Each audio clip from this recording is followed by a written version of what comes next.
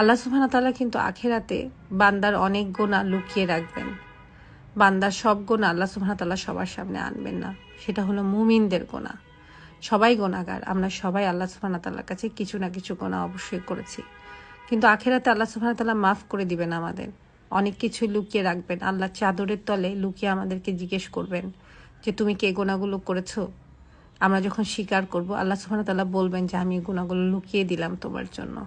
কিন্তু আমরা যদি মানুষের কোনো গুনাহ, কোনো ভুল এভাবে প্রকাশ্যে প্রচার করে বেড়াই, আল্লাহ সুবহানাহু ওয়া তাআলা কিন্তু উনার আরশের নিচে, উনার চাদরের নিচে আমাদেরকে ঠাঁই দিবেন না।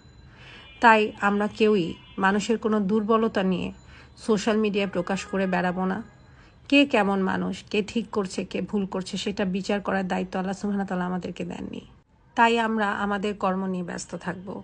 মানুষ জীবনে কি করছে, কি গুনাহ করে ফেলেছে, কি পাবলিসিটির জন্য করছে, জনপ্রিয়তার জন্য কত